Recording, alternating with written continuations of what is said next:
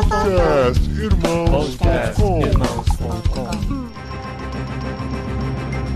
Olá, pessoas!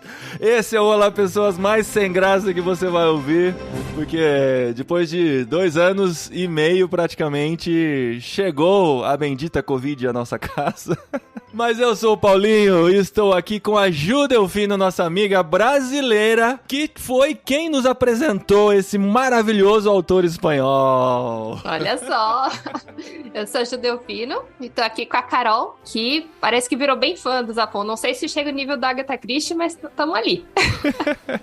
Olha, admito que esse livro aqui é bem emocionante, virou um dos favoritos. É um bom começo, né, Carol? Exatamente, isso mesmo. É melhor que o dos elefantes, não? Olá. Eu sou a Carol Simão e eu tô aqui com o Tan. E depois de um determinado capítulo, eu só consegui pensar em Elis Regina ao terminar esse livro. Nossa, eu não peguei, Carol. Eu também não peguei. Águas de Março! Ah, isso eu vi. Olá, eu sou o Tan. E eu estou aqui com o Paulinho, que não é o senhor Sempere lá, mas é o pai do Daniel. Assim como o Tan, né? E de Daniels diferentes, vamos deixar bem claro aqui. Mas, gente, nossa, eu tô com muita vergonha dessa minha voz. Parece que eu respirei hélio, sei lá o que tá acontecendo aqui. Mas, ó, depois de tanta expectativa, não tinha mais como adiar essa gravação, porque estamos quase na véspera de publicação. E estamos aqui para falar sobre A Sombra do Vento, de Carlos Ruiz Zafón. Maravilhoso autor espanhol que a gente descobriu recentemente, e eu fiquei triste de descobrir isso agora, porque ele é recente também, né? Poderia estar vivo entre nós, produzindo muitas coisas, mas foi levado em 2020 por um câncer. A gente vai falar mais sobre ele nesse episódio, mas a gente vai conversar sobre essa maravilhosa história, o primeiro livro de uma quadrilogia do cemitério dos livros olvidados, como se diz em espanhol, ou esquecidos em português. Eu vou fazer isso o podcast inteiro, porque eu li em espanhol esse livro, 640 páginas, e eu vou poder dar pra vocês os paralelos entre o português e o espanhol, porque eu pude ler na fonte. Eu também, na fonte em português. Na Martim Fontes, né? Não?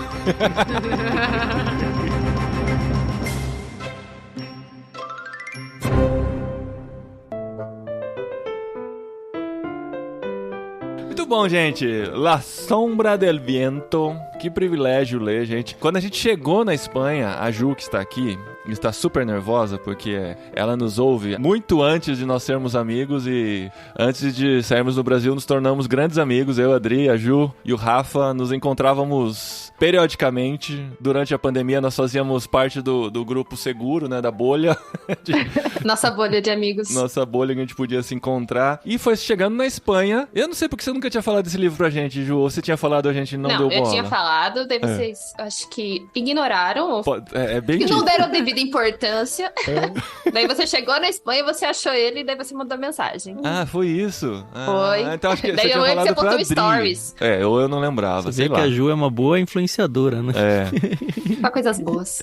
Então, a nossa história com esse livro foi quase o Cemitério dos Livros Olvidados, porque a gente encontrou ele num sebo. Aí a Adri viu e falou, esse livro que a Ju falou pra gente. Aí assim, quando a gente chegou, a gente tava naquele negócio de converter ainda do euro pro real, né? Aí a gente olhou assim, 5 euros, R$25, tá caro pra um livro usado, né? Vamos esperar achar um melhor, assim, eu não tava ainda convencido de ler aquele livro. Aí depois eu comecei, sei lá, pesquisar, vi mais sobre ele, eu falei, caramba, esse é um best-seller, é o segundo autor mais lido na Espanha depois de Dom Quixote, depois de Cervantes, né? Aí eu voltei lá e ele não estava mais lá. A gente revirou aquele sebo, gente. Porque tem aquele negócio de tirar de um lugar, pôr no outro e tal, né? E não era uma estante muito grande, na verdade era uma loja de coisas usadas e tinha uma estante de livros usados. E ele não tava mais lá, eu falei, eu preciso encontrar esse livro. Aí eu comecei a procurar, gente. E eu não sabia da história do livro que tinha a ver com isso também, né? De alguém que sai procurando o livro pela cidade, ele não existia. Aí eu achei na Amazon e tava muito caro e tal. Eu falei, não vou comprar na Amazon, vou achar aqui, né? É um livro muito famoso, deve ter. E aí eu procurei, assim, livros usados em Linares. Aí achei uma loja de livros usados, perguntei pro cara, você tem a La Sombra del Viento? Ele falou, sempre tem aqui, mas sempre sai muito rápido. Então, assim, você volta volta mês que vem, vê se você encontra alguma coisa assim. E foi nessa, gente. Fui nessa. Até que eu desisti de achar nos livros usados. O preço na Amazon era o mesmo preço de uma livraria local. Fui na livraria local, comprei muito mais caro do que os 5 euros que eu tinha recusado da primeira vez. Mas eu comprei essa edição aqui. E eu fiz questão de comprar a edição de luxo, capa dura e tal, porque eu já sabia do valor do livro e eu queria ter ele em mãos. E foi assim que o livro foi entrando na nossa vida. E eu já tinha o livro, mas eu fiquei nessa de eu preciso ler, mas eu não consigo ler por conta dos outros livros. E olha que eu só leio um por mês com vocês aqui. Vocês no Clube Ictus leem muito mais. Mas daí eu falei, eu preciso arrumar um motivo pra fazer entrar num literário. Só que eu não gosto de ficar pedindo pro Tan e pra Carol lerem um livro que eles não enviaram no Clube Ictus, porque a gente quer incentivar as pessoas a assinarem o Clube Ictus. Aí eu falei, não, eu vou falar, esse mês eu vou falar. E foi naquele mês que eu falei, eu escrevi todo um discurso lá no nosso grupo do Telegram, justificando a escolha do livro, falando que a Ju tinha indicado há muito tempo, contei toda essa história. Aí o Tan falou, você não acredita que a gente acabou de gravar com a Sherlock Holmes, que foi a Peixe Grande, né, desse mês inclusive, e um dos livros que ela indicou foi esse. E eles já estavam pesquisando pra colocar, acho que já tinha até comprado, não sei, né, pra colocar no kit do mês. Tava decidido já que ia ser esse. Então, e foi assim, aquela transmissão de pensamento, os astros alinhados, pra que a gente lesse durante 2 meses, na verdade levamos 2 meses pra ler. Eu levei 2 meses, né, vocês leram muito rápido, eu não sei como vocês são uma máquina de ler, gente, impressionante. Eu levei 2 meses, terminei na data, no dia da gravação desse episódio, com o gosto ainda de quero mais na boca, porque foi uma experiência maravilhosa. Mas eu quero ouvir da Ju, o seu contato com esse livro, ela é muito mais jovem que nós, inclusive. O livro é de 2001, tá, gente? É um livro recente, eu posso dizer que é um clássico recente já. É impressionante a qualidade, a gente vai falar muito mais sobre isso. Mas como que você teve contato com esse livro, Ju? Um livro foi publicado em 2001 você tinha o quê? 3 anos? Uma coisa assim. Tinha 7. Olha aí, ó. Olha, ela foi no cemitério dos livros. Só pode, né? Quando eu fui ler esse livro, eu tinha 14 anos, primeira vez. Eu tava no primeiro ano do ensino médio e tava numa fase que meus pais estavam me incentivando muito na leitura, então tudo que livro que eu pedia, eles deram e eu gostei da capa do livro.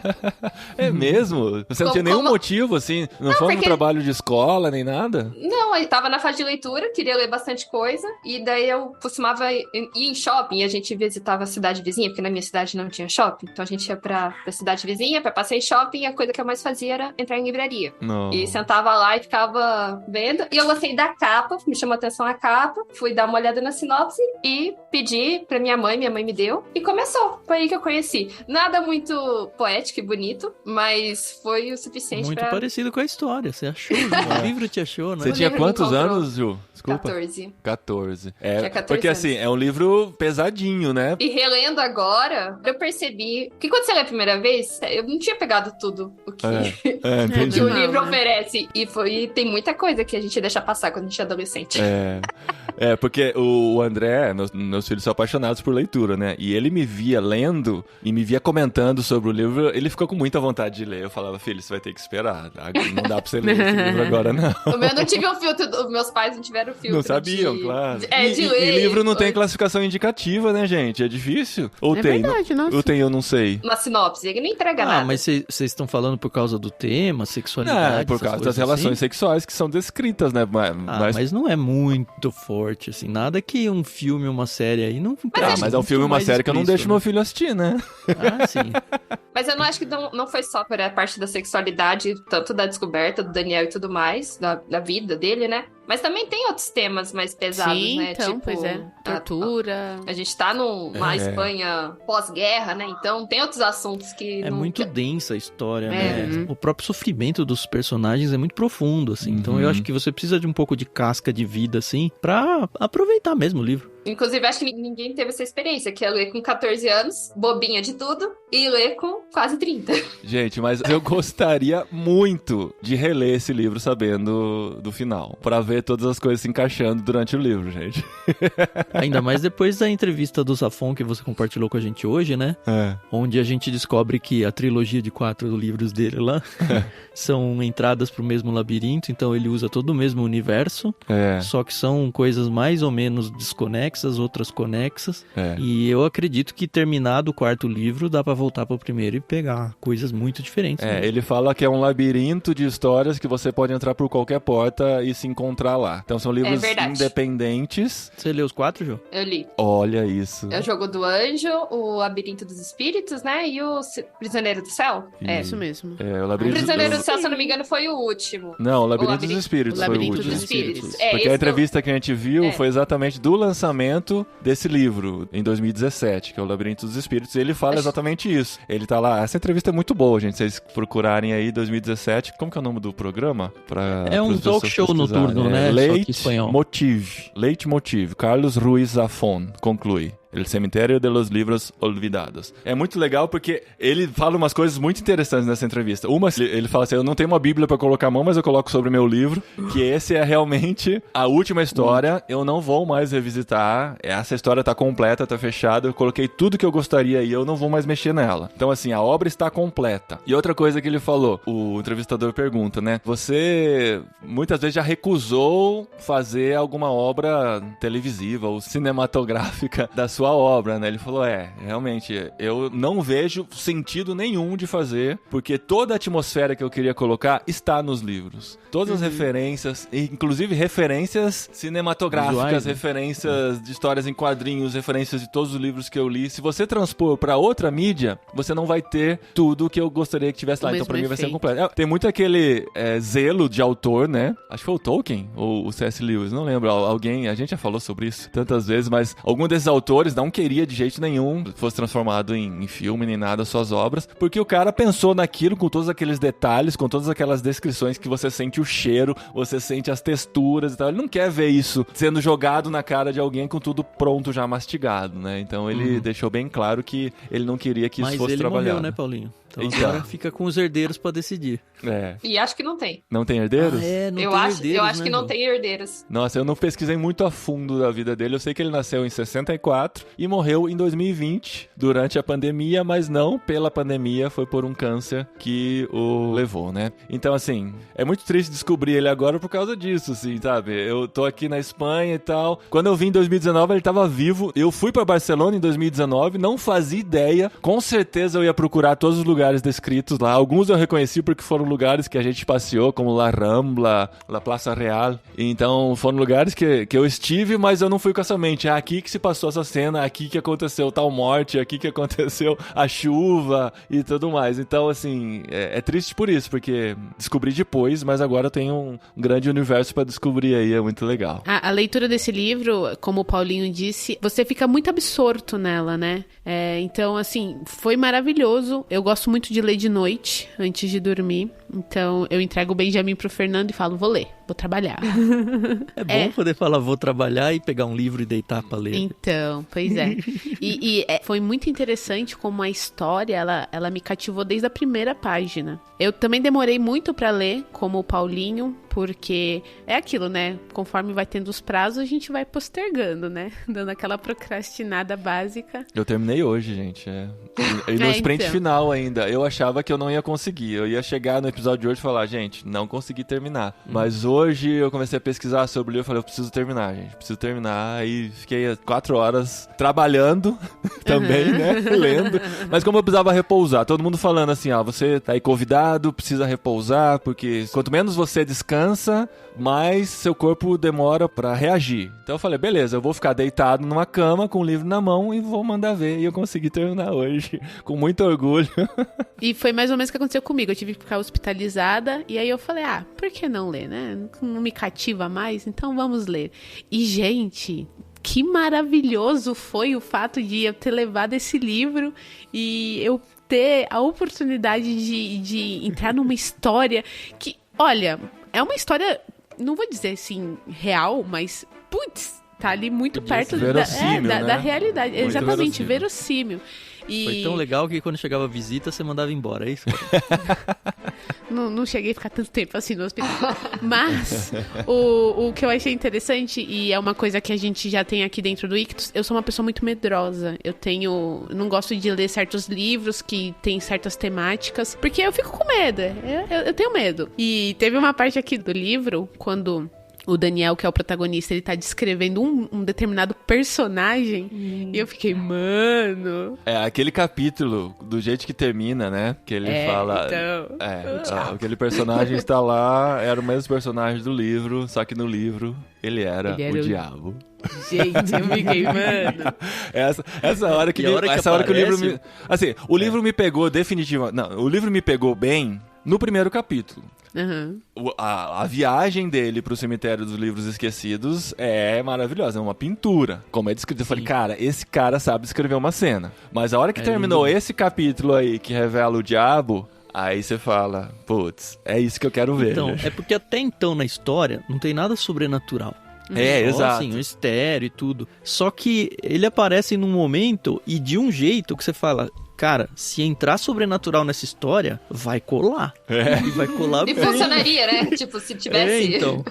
E assim, eu pelo menos fiquei na dúvida por muito tempo se ia rolar alguma coisa assim. Eu já tinha minhas suspeitas. As minhas suspeitas foram as que de fato aconteceu. Gente, eu não fazia ideia. Eu fui muito inocente. Também não.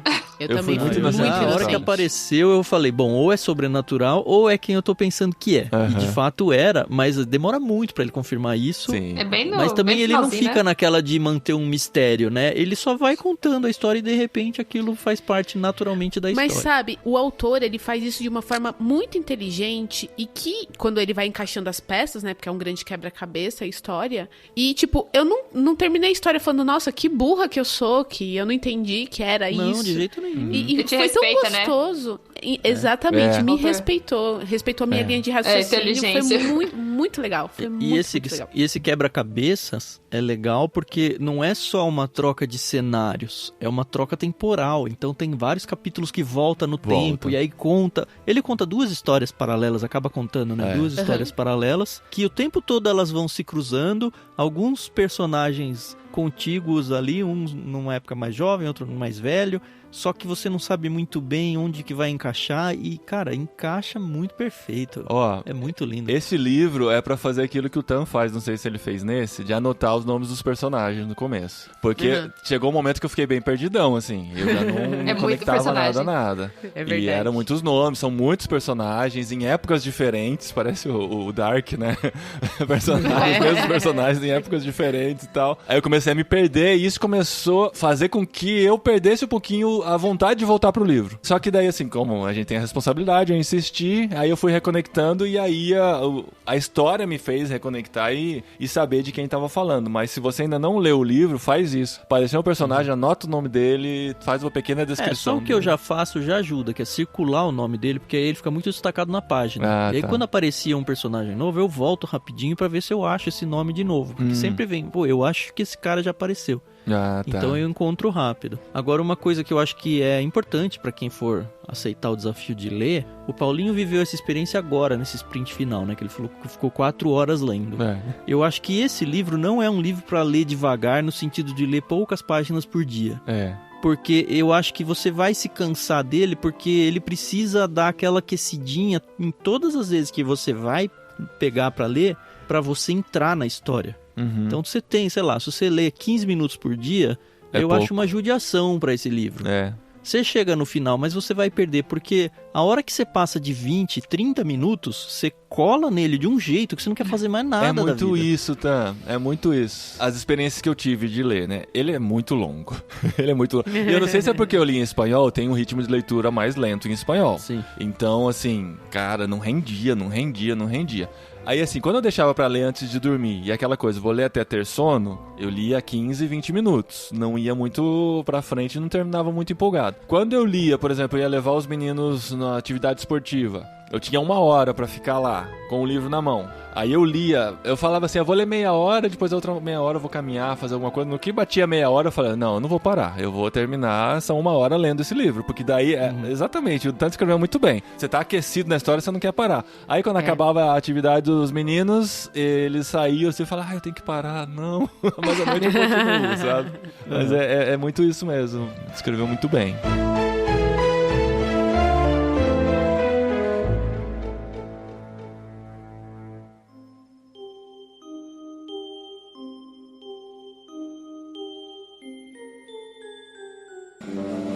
Mas vamos contar a história ou fazer uma pequena sinopse pra quem chegou aqui e ainda não leu o livro, porque assim, ainda não demos grandes spoilers, na verdade. Eu só dei um pequeno nada, aí do começo, que é o do diabo. Eu acho que o primeiro a ser dito é que o livro se chama A Sombra do Vento, mas a quadrilogia se chama O Cemitério dos Livros Esquecidos, que é um personagem quase, né? É um local do filme. Do livro. É tão imagem o livro, né?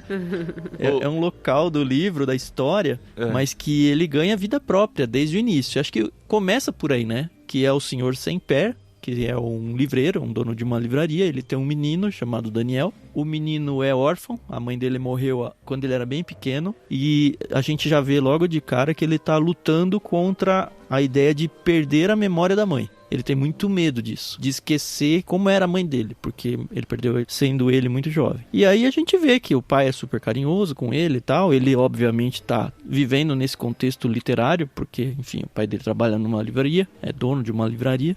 E aí quando ele faz, acho que 11 anos, alguma coisa por aí, o pai dele leva ele no Cemitério dos Livros Esquecidos, que é um local, é em Barcelona, né? É um local meio que secreto. E eu tava falando, eu nem lembro com quem. Acho que foi na live que a gente teve de apresentação da Ictus Experience, falando que quando descreve essa entrada no cemitério, me veio muito à mente a cena do Harry Potter atravessando o muro e entrando em Hogwarts. É verdade. Porque parece um negócio mágico. Ele não trata como algo mágico, não é, de fato, é um lugar que existe, mas é super escondido das pessoas. Uhum. Então só quem tem algum contexto de vida dentro dos livros que conhece, um lugar super protegido, onde todos os livros acabam parando lá, os livros que são largados. Você tem uma livraria que fechou, uma biblioteca que fechou, um parente que tinha uma biblioteca grande que morreu e não sabia o que fazer com os livros, vão tudo pra lá. E pelo que eu entendi, eles não são muito bem catalogados, né? Eles simplesmente são colocados nas estantes aleatoriamente. Quase meio orgânico, né? Parece um negócio meio vivo mesmo, né? Uhum. Isso. E assim, mesmo a disposição das prateleiras não é certinho. Não é então lógico. não são corredores retos e onde você consegue. É difícil você chegar... Ele teve que deixar as migalhas de pão lá pra poder saber como voltar lá, né? Ou como encontrar. Como chegar na mesma prateleira de novo, né? E aí o pai fala, ó, todo mundo que vem aqui a primeira vez escolhe um livro, o livro que quiser, leva embora. Não pode contar pra ninguém sobre esse local e não pode se desfazer desse livro. E aí o Daniel descobre um livro chamado A Sombra do Vento, que é o título do nosso livro, de um autor chamado Julián Carax, que ele nunca ouviu falar e aparentemente quase ninguém ouviu falar. Então ele fica apaixonado pelo livro, começa a tentar descobrir outros títulos do mesmo autor para ler, não encontra nada de nada, nem informações sobre o autor, nem outros livros. E aí ele começa uma saga atrás de informações sobre o autor. E aí ele descobre que parece que existe alguém ou algum ser que tá, por algum motivo que ninguém sabe por quê, destruindo todos os livros que encontra ao longo do mundo todo. Do Julián, né? Do Julián Carax, isso. E aí a história começa.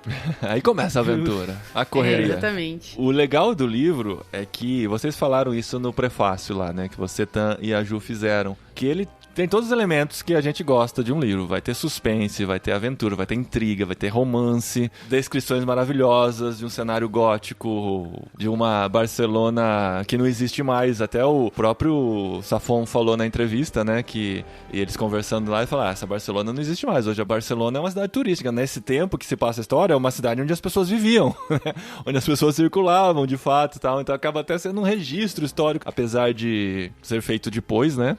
E a época de guerra lá também, né? Então da tem guerra, isso né? como... A Espanha passava Deixa tudo pela mais Guerra sombrio Civil. também. A Guerra Civil foi uma guerra muito triste para a Espanha, equivalente à nossa ditadura no Brasil, né, que aconteceu antes da Segunda Guerra Mundial e que se misturou meio com a Segunda Guerra Mundial, a ditadura do Franco. E foi legal, gente, porque na segunda-feira a gente fez uma viagem com a turma do André para um parque, né, para um parque temático aqui, e os pais foram juntos também. E a gente, eu tô com Covid? Sim, mas eu só descobri depois, tá? eu não fui tão inconsequente, mas enfim, a gente viajou e falar do livro que eu estava lendo serviu para abrir portas de conversa com eles. Foi muito legal, assim. E eles ficaram muito felizes. Nossa, você tá lendo A Sombra do Vento, cara. Alguns já tinham lido também e tal. Aí eu comecei a falar do ambiente, né? Da guerra civil e da ditadura. Eles me contaram várias coisas sobre a situação, sobre como eles viviam. Eles tiveram pais, avós que foram do Partido Comunista, sabe? Ou que foram contra, que foram perseguidos e tal. Tem muitas histórias. E é meio que um tema que é um tabu, assim, entre eles, sabe? Eles não gostam muito de falar porque foi muito triste, as pessoas sofrendo. Foi antes do que a gente viveu no Brasil, mas foram avós que viveram esse momento difícil aí. Então a história se passa nessa situação em que tem essa perseguição à imprensa, essa perseguição à liberdade de expressão, a questão dos livros também, né? Como um livro é tão importante para ser perseguido, para ser destruído, porque tem uma história que envolve toda essa situação, né? Então é bem interessante contextualizar. E o que a gente falou no último podcast sobre literatura brasileira, quando você contextualiza, naquele momento faz muito mais sentido o que está se vivendo. E tem um núcleo de policial também, meio corrupto, ou pelo menos muito truculento, né, no meio. Então esse medo também da própria polícia tá na história. E tem a decadência de famílias ricas, né? Então a gente acompanha ali famílias que tinham governantas, babás, uma série de empregados, né? De repente se vem ali a falência com as suas mansões sendo abandonadas, e a descrição das casas é muito Downton Abbey, sabe? É muito muito maravilhosa, sabe? Teve alguns momentos que eu falei assim, nossa, isso é na Espanha, que a gente realmente não tem noção, né? Então... Não, eu consegui imaginar, gente. Eu consegui imaginar. As descrições assim, deles são maravilhosas. Não é só assim um lugar abstrato qualquer. Você via aquela penumbra, aquela escada, aquela porta, aquele armário, a descrição. E não é uma descrição boring, né? Não é chato, entediante. Ele te coloca na cena. É um talento incrível que esse cara tem. Eu espero que em português, agora eu vou dar aquela de babaca, né? Espero que em português tenha transmitido a mesma essência. Eu senti isso daí, sim. Eu não li espanhol, mas... Sabe, tem umas coisas, cara, eu fiquei muito feliz de pegar algumas referências espanholas já, né? Da cultura espanhola. A tradução, eu vi que tem palavras... Eu li no Kindle dessa vez, né? A primeira vez eu li esse exemplar aqui, eu tô até com ele na mão. Eu li no físico, porque não tinha na época, né? Mas agora eu li no Kindle, e como eu deixei passar muitas palavras também. Eu não sabia o significado e não fui atrás. Aí do Kindle... Ajudou bastante. É mais fácil, né? A tradução pegou umas palavras difíceis. Não sei se é a mesma tradução. O legal de ler no Kindle, eu revezava entre o livro e o Kindle, né? Dependendo da disponibilidade. Tipo, quando eu saía com o livro antes de dormir, eu usava o Kindle, que é mais prático. E o Kindle tem dicionário, né? Então, algumas palavras você consegue concluir pelo contexto. Porque além de eu estar lendo em espanhol, que é uma língua que eu não domino perfeitamente, você gostou do perfeitamente, né? Não só não... Gostei.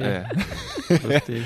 Tem palavras que até os espanhóis não conhecem, que não faz parte do dicionário, como Leão Machado de Assis, vão ter palavras que não fazem parte do nosso vocabulário. Mas o Kindle tem o dicionário, então eu clicava e aprendia palavras novas, isso foi muito legal. Mas muita coisa do contexto espanhol foi legal. E uma que eu gostei bastante, eu não sei como que ficou isso em português, porque tem uma hora que ele e a Bea entram numa cafeteria e um cara começa a falar com meio errado, cortando as palavras e tal. Eu não sei se isso é transcrito para o português também, porque assim, é uma coisa que se faz muito aqui no sul da Espanha, que é tirar o S no final, né? Tipo, a gente não mora em Linares, a gente mora em Linare, né? Eles não falam vosotros, eles falam vosotro, né? Então, assim, aí eles descrevem desse jeito. E o particípio também, né? Eles tiram o D do particípio, então fica ao invés de salido, é salio, o nada não é nada, é na, sabe? Essas coisas eles tiram o D do finalzinho. Aí esse cara, ele começa a falar assim com eles, né? Siento comunicar-sus em nome de la dirección, e até assim, ele escreve errado porque dirección é com C em espanhol, só que ele fala com S, tem uma pronúncia diferente. Que no queda ni veta ni jamón. Puedo, aqui sai puedo ofrecerle butifarra, negra, blanca, mista, búndega e chitorra. Então ele tá falando assim do jeito meio errado, né? Aí ela pergunta assim, ¿dónde es esse acento? Jaén? E Jaén é a nossa província aqui. Tudo isso pra chegar aí. Nossa, ela achou que ele tava falando desse jeito porque ele era daqui. Aqui as pessoas falam assim. Eu falei, eu peguei a referência. Aí sim, Capitão América.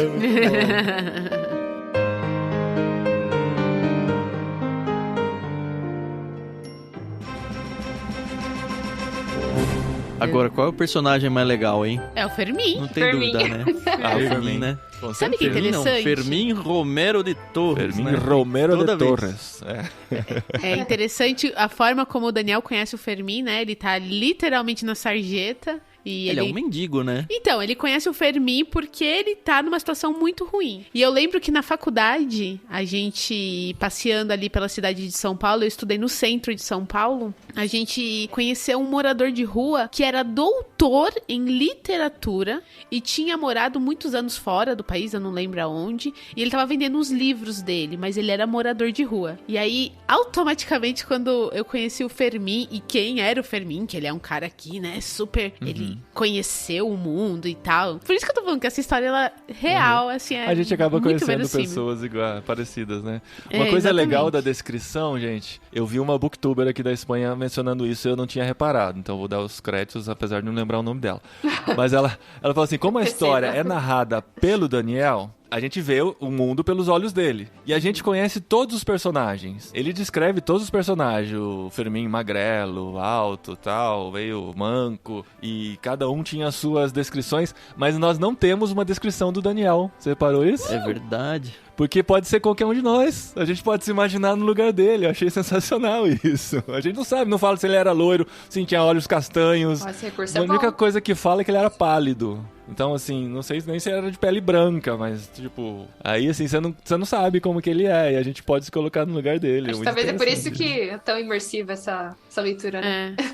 E detalhe que também não descreve a mãe dele, da qual ele tem medo de esquecer, né? E o pai dele nem o nome aparece, né? Mas só o senhor. Eu inclusive, tava lendo esses dias atrás, que eu também terminei recente, mas uma parte que me chamou a atenção é uma hora que ele conversa com o Fermín sobre a mãe dele, que eu acho que tem um retrato dela, que ele não quer ver a foto. Ele não olha. Isso.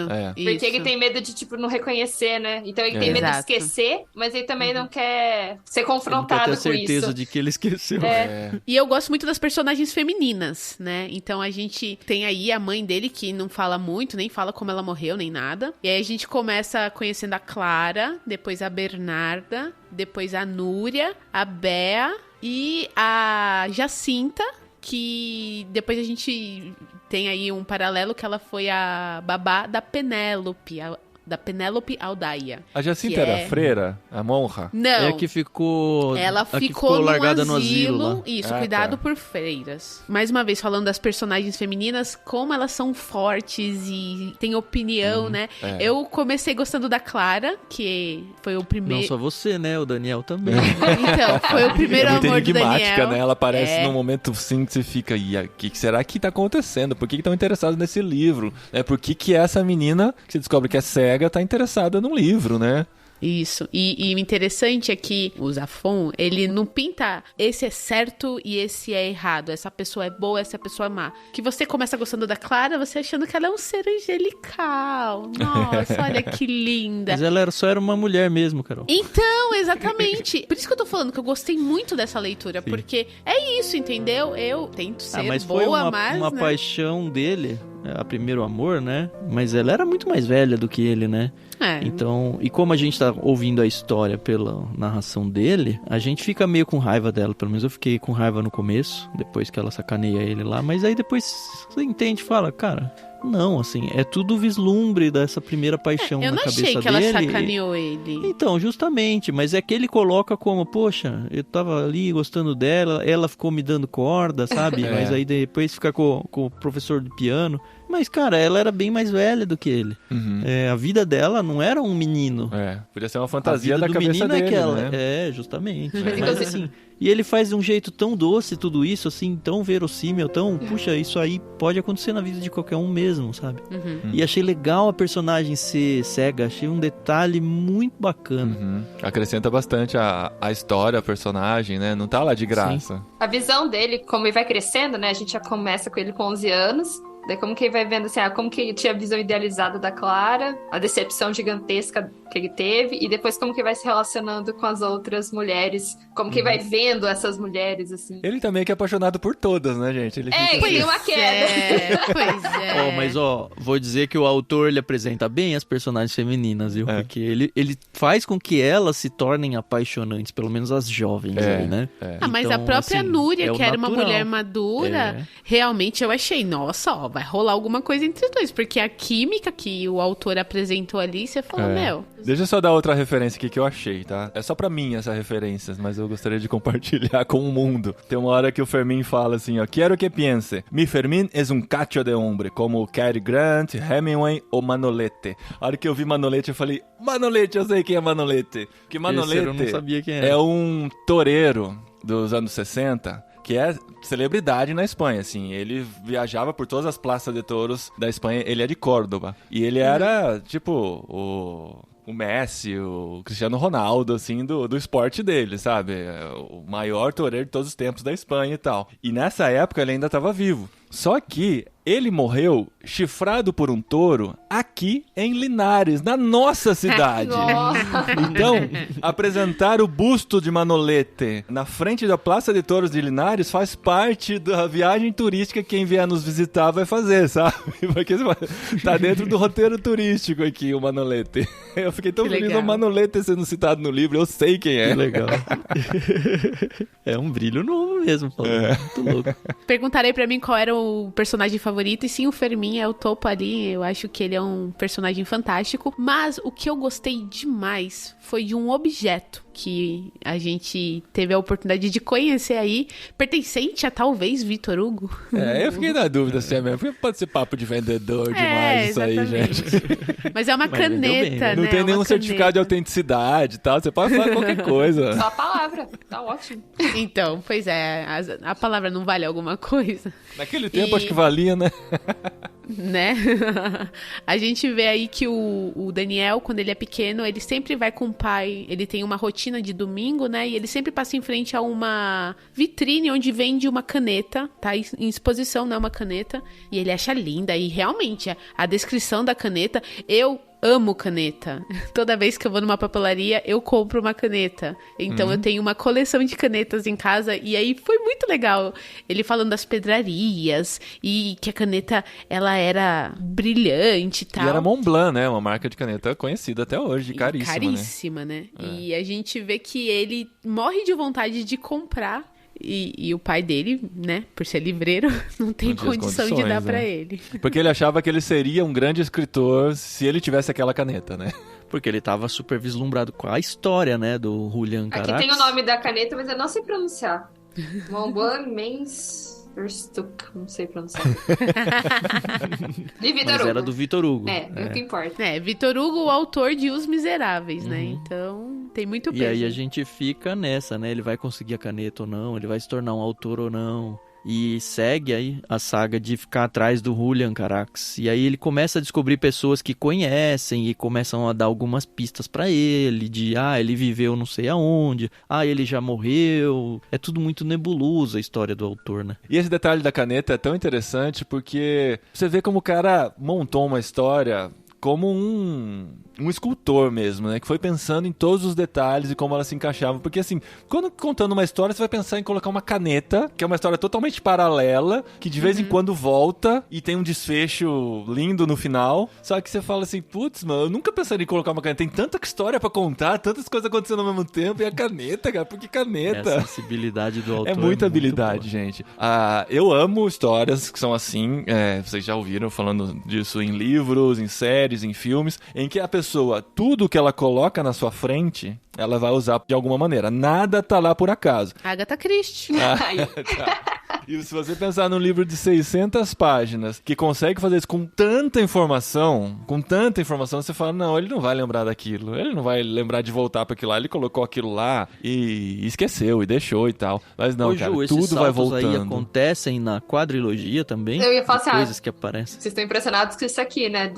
Ele consegue fazer isso em 4 livros. Tanto de histórias e conexões. Linkando os livros entre si? Com certeza, Tan, isso eu tenho certeza, porque o Cemitério de los Livros Olvidados, ele foi descrito durante um bom período. Eu tenho certeza que nos outros livros, personagens vão se encontrar, ou fatos você vai enxergar, é a minha suposição aqui, você vai enxergar fatos que você vai falar, isso foi quando aconteceu tal coisa lá, naquela situação lá. E eu acho que, como passou um período muito grande, ele não vai fazer outros livros a partir desse período, ou antes desse período. Eu acredito que vão se entrelaçar, que vão funcionar bem, mas não vão fazer falta você conhecer os outros pra se deleitar. lá, né? Ele conseguiu fazer os 4 livros independentes se ligando, mas de uma forma, assim, que não posso falar porque estraga. Porque tem, é um detalhezinho que daí você percebe a conexão e vai muito além. Dá vontade de ler o outro livro tudo de novo. E vai muito além só do cemitério.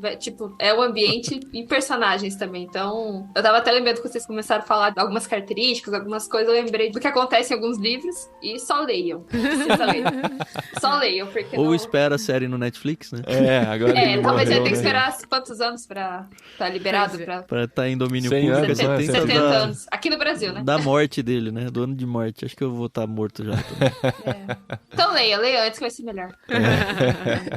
Mas é impressionante mesmo, gente. A gente não vai poder dar mais spoilers que isso, porque eu sei que nem todo mundo que tá ouvindo leu o livro todo. Eu sei que teve muita gente que leu, a gente acompanhou no Instagram, nos nossos grupos no Telegram. Tinha gente lendo e que terminou o livro pra ouvir esse podcast aqui, mas a gente quer que esse podcast, esse episódio literário seja pra inspirar também pessoas que não leram a ler e aí atrás desse autor incrível que não é tão conhecido no Brasil. Na Espanha é muito conhecido, ele é super respeitado, agora a gente começa a falar com as pessoas e todo mundo fala que leu, que tem que ler, que é um livro que faz parte até do... É tipo o nosso Dom Casmurro, assim, será?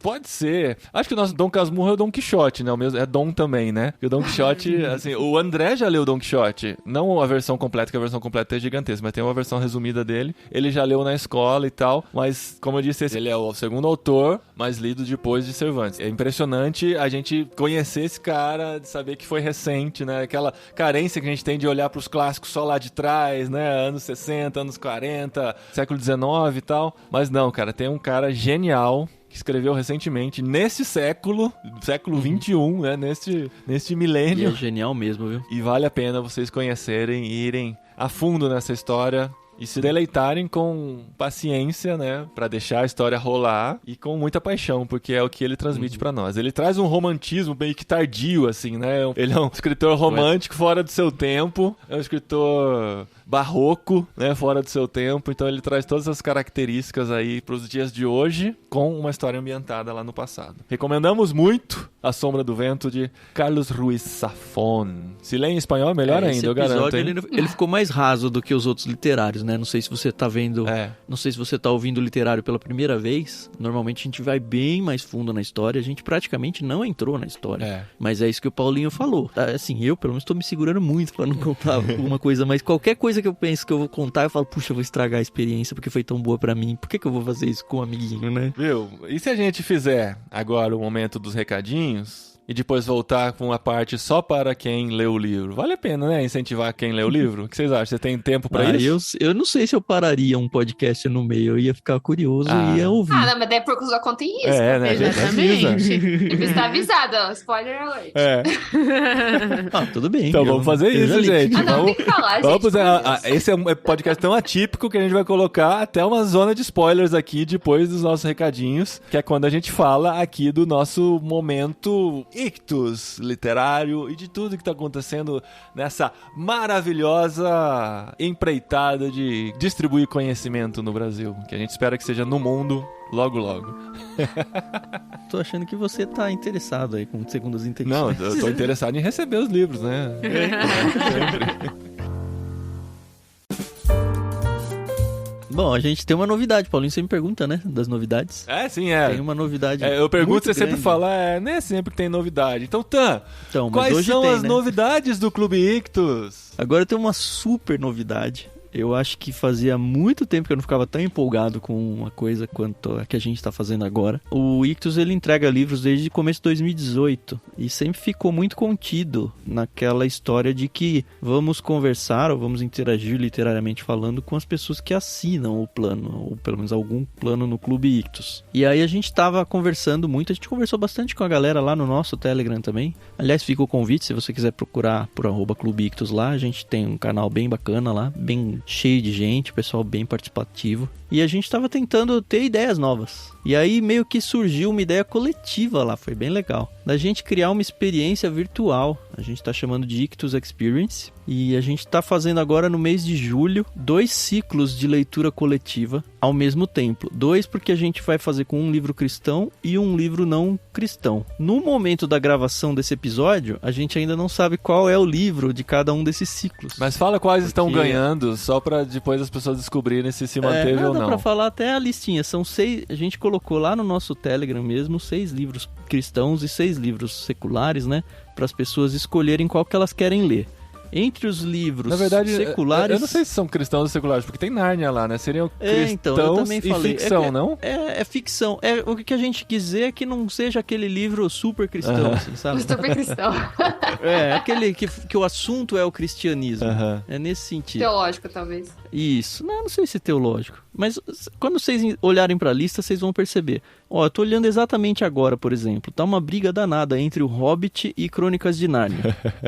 Agora tá ganhando um pouquinho o Hobbit, mas eles trocam toda hora. E aí, lá pra trás tem Orgulho e Preconceito, da Jane Austen, Jardim Secreto. E correndo por fora aí A Sombra do Vento, esse aqui. E A Revolução dos Bichos, do Orwell. Então, a gente ainda não sabe. Amanhã, ao meio-dia, contando a data da gravação. Então, quando sair esse episódio, já vai ter saído essa lista. E a lista dos livros cristãos é O Discípulo Radical, do John Stott, que já tem literário. É um livro que eu queria muito que fosse considerado. Eu acho que ele não vai ganhar, mas é um livro para vocês prestarem atenção. Eu tô morrendo de vontade de ler. Chama Gilead. Também é uma ficção, né? Tem o Livro dos Mártires, do Fox, que a gente tem literário. Tem o Peregrino. Tem Os Quatro Amores, do Lewis. E O Que é uma Família. Só para vocês terem uma noção, agora, o Discípulo Radical tá com 23% dos votos. O Peregrino tá com 24%. E Os Quatro Amores tá com 25%. Uau! Na terça-feira, na data de publicação desse episódio, as pessoas já vão saber. Vão entrar lá no grupo do Telegram já vão pra ter saber. notícia. E aí, então, a gente vai abrir...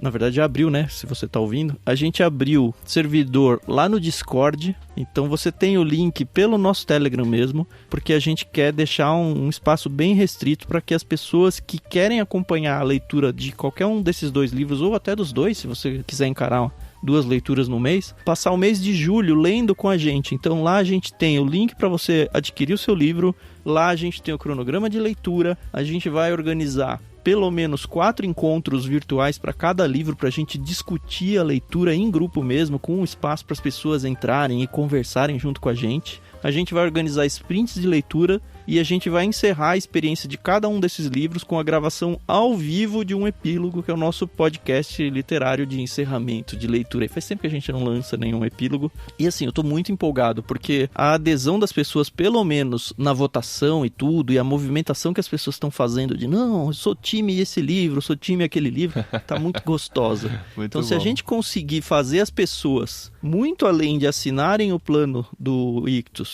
participarem dessa leitura, a gente vai ter ganhado as férias aí. Lembrando que tudo isso é participação de graça, tá? É só você se juntar a gente lá no nosso Discord, entra no Telegram, que lá vai ter o link pra vocês. Acho que dá pra deixar o link aí na descrição também, né, Paulinho? Sim, do Discord. A gente deixa então aí do Discord também. E mesmo que você ouviu isso daqui, já começou a leitura, não tem problema, vai o mês todo, entra no meio e vamos junto com a gente, vai ser uma delícia. Muito bom, gente. Tem um livro lá no meio, que se ganhasse, ia ser bom, porque daí seria um livro a menos pra vocês lerem nesse mês, né? Porque é o livro do próximo literário. É mesmo, Paulinho? É. Por que será que esse livro tá lá? Eu tava na expectativa de ter um livro a menos pra ler, né? Porque vocês vão ter que ler um de ficção, um cristão e mais um de ficção, porque no mês de julho nós vamos ler juntos A Revolução dos Bichos, de George Orwell. Mas não deve ganhar não, viu, Paulinho? Porque tá pra trás. Mas, é um livro muito bom. Eu tô lendo ele pela segunda vez na vida. Já tá adiantando, né? Tô em eu já tô em 1/3 dele, mais ou menos. É um livro curtinho, mas é tão Esse bom vai ser a livro. Experiência parecida com o que a Ju teve com A Sombra do Vento, porque eu li lá pros meus 14 anos também. Eu lembro muito pouco. Se tem cenas de sexo, eu perdi. Não estou lembrada dessa. Mas a gente vai ler agora nesse mês A Revolução dos Bichos e você está convidado a ler com a gente também. Então, assim, talvez você tenha 3 livros pra ler durante o mês. Ou se você... Ah, mas a Revolução dos Bichos é 100 e poucas páginas. 150 páginas, né? Não, esse é bem mais tranquilo. Vai ser um alívio depois da Sombra do Vento, né? Pra mim, pelo menos aqui. A não ser que eu... Ainda mais que você vai seguir com a gente nos outros 2 livros lá, né, Paulo? Não, se for um que eu já li, eu posso até participar dos encontros, né? Com certeza. De repente, se você já leu o livro que ganhou, vai também. Assim, toma cuidado, óbvio, com spoilers, né? Porque as pessoas vão estar seguindo um cronograma de leitura. Tem que dar uma folhada no livro antes pra saber. Ou pelo menos, tá, né? ouvindo as conversas, vai relembrando do livro e trazendo algum comentário que vier à mente. Não, é bom quem for fazer desse jeito, dê uma folhada no livro antes de entrar pra saber que ponto que tá, pra não atrapalhar quem ainda não passou daquela fase. Mas é uma coisa bem legal de se fazer também. Então, gente, vamos nos encontrar aí no mês de julho. Essa jornada literária maravilhosa, o Ictus Experience. Muito bom, gente. Eu acho que é isso, né? Já falamos próximo livro, já falamos do Experience. Tem os clubes Ictus, né? Tem o cupom de desconto, né? De desconto, irmãos, de 15% na primeira mensalidade. O Clube Ictus é pra você receber na sua casa mensalmente livros. Inclusive, o livro que ganhar para ser lido na Ictus Experience, vai ter o link lá no Telegram do Clube Ictus para você comprar, né, na Amazon e dar a comissão. Na verdade, a gente vai pôr link para todos eles, porque a gente já viu que vai ter uma galera querendo ler outro. Então tem tudo lá. Os links estão lá e vocês ajudam. O Clube Ictus também com uma comissãozinha, então, de qualquer forma, vocês estão ajudando o Clube Ictus. Tá bom, gente? Despedimos por aqui e vamos para momento de spoilers. Mas eu vou fazer de novo um último aviso. Se você tem a mínima vontade de ler esse livro, não siga adiante no áudio. Vai estragar muito a leitura pra você. Isso. Muito bom. Não tenha medo de parar agora. Fora os spoilers, não vai mais ter mais nada no programa, tá bom? Não vamos dar nenhuma informação privilegiada além do que está no livro e que você vai ter. E depois que você ler, você pode voltar a partir desse minuto aqui pra ouvir o restinho aqui, tá bom? Valeu, gente. Até daqui um mês pra quem vai e até daqui alguns segundos pra quem fica.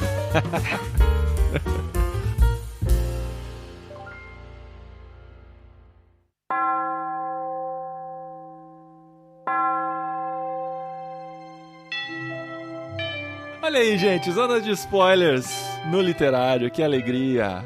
Agora eu quero ver se o Tan tem tanta coisa pra falar da parte spoilerada. O Daniel morre no final, né? Eu achava que morria. Por 64 segundos. Nossa, tive certeza que ele morreu. Não, ele tem um pós-mortem, né? Um capítulo pós-mortem. Não só tem o pós-mortem, mas no meio do livro tem ele falando, ele narrando, e isso aconteceu, não sei o quê, mas eu nem saberia que uma semana depois eu estaria morto. 7 dias eu estaria morto.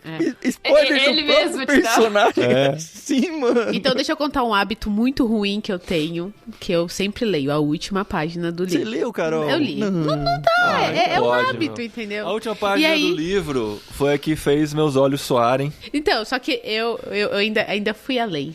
Eu sempre leio a última página. Dessa vez eu li a última e a penúltima página. Por quê, Carol? É igual gente que não lê o livro e tá ouvindo essa parte aqui, ó. Acabou comigo. Mas, então, foi uma grata surpresa, porque do jeito que ele fala, a última página, parece que a esposa dele, a Bea, morreu. E aí, tipo, beleza, ele vai ter o mesmo destino que o pai dele, o filho dele já falou que ele casa com a Bea também. Vai ter o mesmo já demora pra gente saber que vai firmar o relacionamento dos dois. E aí é uma grata surpresa, entendeu? Não, a gente não falou nem do enredo, a gente já vai chegar no fim, assim. Mas já estamos, já que é spoiler. Não, estamos falando da morte dele, né? Naquela coisa de... Quando eu tava lendo no Kindle, né, você perde um pouquinho a noção do tamanho do livro e tal. Tem a porcentagem lá embaixo, mas enfim. Aí eu, de vez em quando, eu folheava o livro físico pra ver quantos capítulos tem. Aí eu descobri que chega um momento que começa a contar de novo os capítulos, né, depois que começa a carta da Núria. E aí eu falei, deixa eu ver quantos capítulos tem. Começa de novo. Ixi, pós-mortem.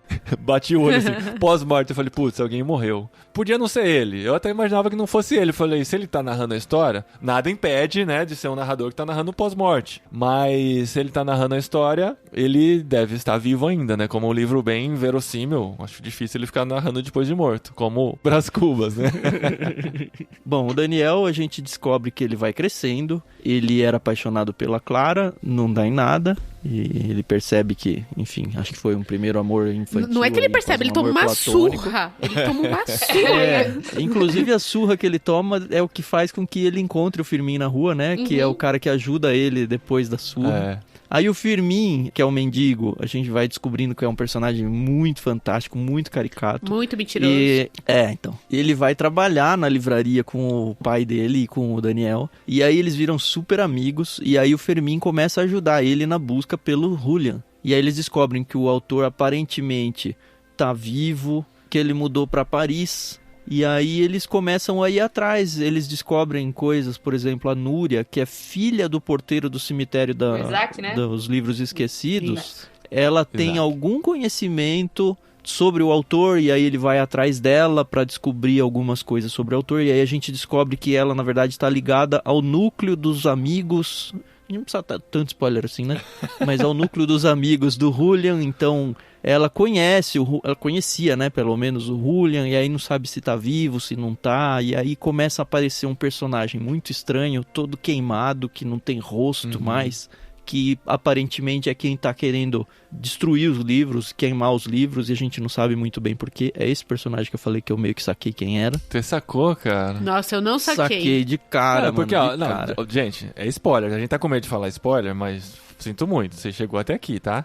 É o próprio Julian, que dado como morto até então, e você imaginava que, assim, só estamos pesquisando a história dele, porque ele morreu, né? E aí lá na frente você descobre que não, foi trocado de identidade, de um jeito muito... falando assim parece idiota, né?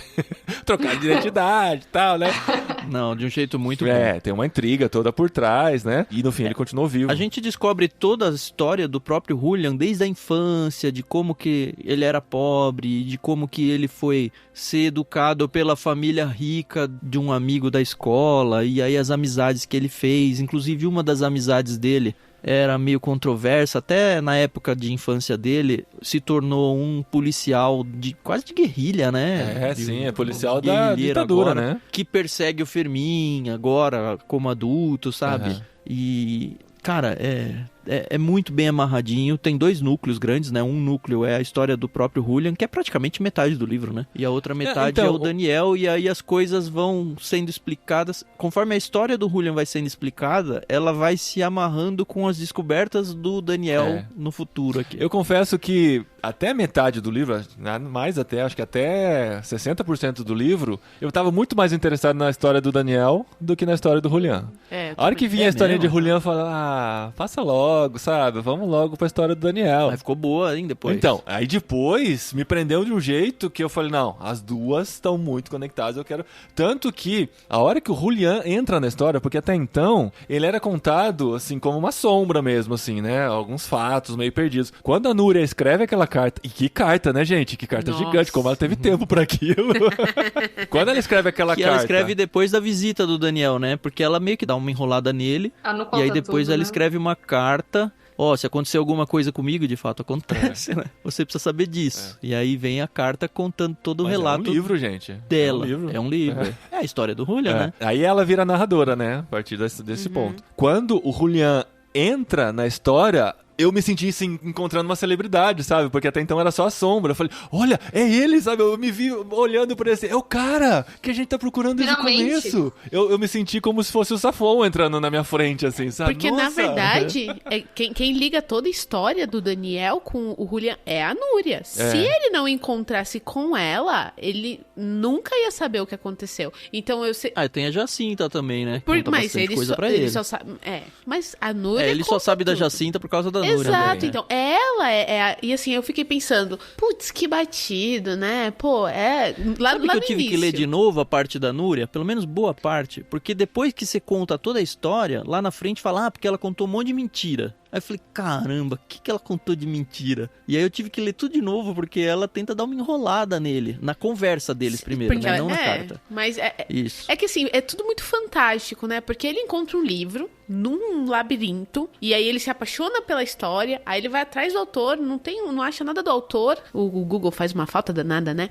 Mas aí, tipo, do nada ele começa, não, tem uma menina que é cega, que gosta desse autor, tipo, no começo eu fiquei assim, sério? Forçou um pouco, mas... eu falei, putz, vai ser isso mesmo? Mas aí depois eu falei, nossa, meu, é muito amarradinho, e como o livro vai parar no labirinto lá do cemitério e tal, aí eu Nossa, E se não fosse a Núria, não ia ter... Não ia ter nem Sombra do Vento. Exatamente. É por isso que eu nem falo a que... sombra, nem o vento. Chama a Sombra do Vento, hein? É o nome do romance. É o nome do livro, né? É verdade. O nome... Nossa, que puto.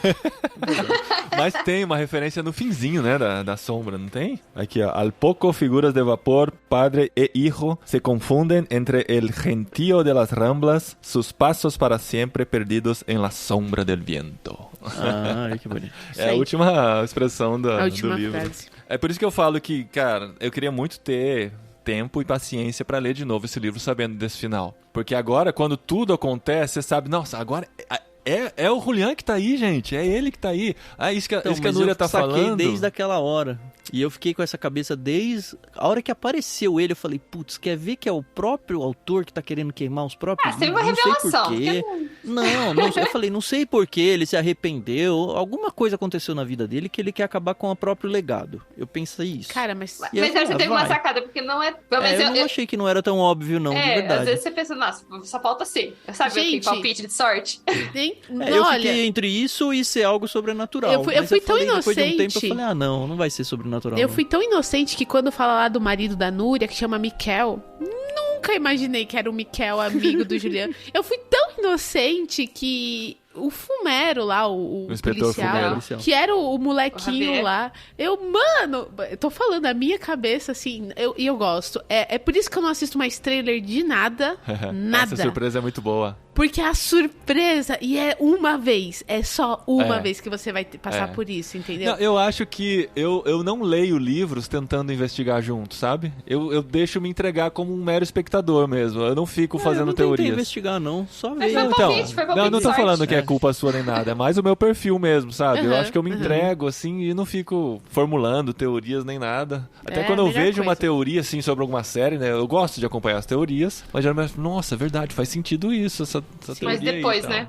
Mas depois. Agora, entre ler esse livro de novo e continuar na quadrilogia, eu vou terminar os livros primeiro. Eu leio o Jogo do Anjo, o próximo eu leio o Jogo do Anjo. O quanto que você lembrava, Ju, do livro? Você lembrava bem? O contexto, tipo assim, a grande figura, mas os detalhes, como quando o diabo apareceu, você sabia que era o sim, os grandes plots, a maioria. Teve os últimos, no finalzinho, eu não lembrava não, daí foi surpresa de novo. Muita coisa, né? Mas do Aire eu sabia, entre outros detalhezinhos que foram aparecendo, assim. Mas é que eu esqueço. Esses dias eu tava assistindo uma série. Isso é bom. É bom, eu tava assistindo a terceira vez. A terceira vez eu fiz assim o Rafa assim, ué, Ju, é a quarta vez que você tá vendo. Eu também tenho isso. Eu esqueço, é bom. Isso é bom mesmo, porque você sempre tem a surpresa, né, de novo. Dá pra ver a Guerra nas Estrelas de novo, na surpresa, né? Nesse finzinho aqui, gente, teve momentos assim que eu comecei, tipo, bater a mão, assim, sabe? Vai, é isso, pá! É muito empolgante, gente. O jeito que ele vai construindo, as revelações que vão acontecendo, é um bombardeio de coisas. Só que não é, de novo, não é aquela coisa maçante, sabe? É tudo se encaixando, assim, aquele quebra-cabeça mesmo, assim, aquele Tetris. E não é aquele fim de novela onde tudo acontece muito rápido. Não, exato. Ele revela muita coisa no final. Mas acho que... Muito bem revelado. Não é o que a Carol falou no começo, né? Ele não trata o leitor como um imbecil, né? Como um tonto. É realmente uma apoteose. Inclusive, assim, eu acho que ele leva tempo. Não, você é inteligente o suficiente pra perceber tudo que eu tô colocando aqui. Então, se vira, rapaz. Tipo, anota aí, lembra aí. E eu acho que isso vai acontecer nos outros livros também. Isso que deve ser difícil. Porque ele não vai ficar fazendo flashback pra você. Você que se vira. Eu lembro quando isso aí dá medo, porque não pode demorar muito pra ler os próximos, senão eu vou esquecer essa história. Você tem os 4, né? Tem os 4. Eu lembro quando eu lia, o único que eu não tenho é o Jogo do Anjo. Eu peguei emprestado de uma amiga minha que eu li lá no ensino médio. Mas eu lembro que eu tava lendo, daí apareceu um nome e falei, gente, mas eu já vi esse nome. Daí, os 3 milhões de nomes que ele coloca nesse de personagens, né? E eu lembro que eu parei a leitura de um e peguei o meu Sombra do Vento e eu cadê esse nome? Onde que eu vi esse nome? Daí aparece o nome lá. Esse cara aqui. Que da hora. Mas o Jogo do Anjo, gente, é muito bom. É o segundo? Eu não lembro a ordem, não. Acho que não tem ordem. Aqui tá na Mas a história ordem como segundo. Tá como El Juego del Ángel, El Prisionero del Cielo e El Laberinto de los Espíritos. O Labirinto dos Espíritos depois. Mas a história anterior é Sombra do Vento. Entendi. Ele foi lançado... Não, tudo bem. A questão é a ordem que o autor pretendeu que a gente lesse. É a ordem de lançamento. Então acho que foi 2008 que lançou o jogo do Anjo. Eu não sei se teve algum em 2000 e 2008. Gente, não sei. Eu não sei o que eu faço da minha vida. Tô muito na dúvida. Tentar ler... Seu caso, se eu comprar uma bicicleta. Tentar ler enquanto leio a Revolução dos Bichos, que é mais curta, talvez. E... enfim. Mas você tem mais outros 2 depois. O Labirinto dos Espíritos dá praticamente a grossura dos 2 livros do meio. Não, mas só ler, tipo não o Harry faz... Potter da Adri aí. O último é enorme, não é? É tipo a trilogia cósmica também, que a gente tá enrolando pra caramba pra fazer o terceiro. Mas é isso então, né, gente? Falamos bastante, eu acho que deu pra ver a nossa paixão por essa leitura. Gente, eu acho que eu não tenho crítica, sério, eu não tenho crítica a esse livro. Eu também não, só elogios, assim, um dos melhores livros que eu li na vida. E foi muito nítido, pra quem me acompanha no Twitter, percebeu isso, porque eu não parava de falar desse livro. Eu lia 10 minutos, eu tinha que parar pra fazer uma citação, pra fazer um comentário. Ele é muito apaixonante durante o momento da leitura. A booktuber que eu vi comentando aqui, ela... tipo, a crítica que ela conseguiu fazer... Ela falou, eu só achei todos os personagens muito eloquentes e muito cultos, porque reflete o autor, né? Tipo, parece que todo mundo que se encontrava na rua tinha um discurso muito bem elaborado. Mas é em Barcelona, pô. Falei, vai que, né? Aqui, vai que essa era a realidade. Mas isso é realmente, assim, pode ser, né? Uma coisa a se pensar, mas não tem como ser uma crítica, né? Dos personagens que falam bem. Eu não tenho crítica, só elogio, realmente. Não sei quando vou conseguir ler os outros 3, pretendo ir pra vida... Mas com certeza esse é um daqueles livros que eu vou presentear o meu filho. Então, com certeza. Deixa pra mais velho, tá? Depois dos 16, não, tá? Não, agora não. Não, se eu for presentear esse aí, eu vou comprar um pra ele, não vai pegar o meu. E, gente, leiam em espanhol, vocês vão ter uma experiência muito mais imersiva. Fazer um passo da primeira página. Né? Mas beleza, gente. Obrigado pela paciência de todos vocês, por lerem esse livro, por acompanhar a gente até aqui nessa leitura. E vamos pra Revolução dos Bichos, falar de comunismo, falar de fascismo. Nesse livro também falou de fascismo, né, gente? Acho que tem muita coisa pra gente pensar aí. É verdade. Não, lá não fala de comunismo, lá fala do animalismo. Ah, tá bom. Até mês que vem, então. Valeu, galera. Tchau, tchau. Tchau, tchau. Tchau.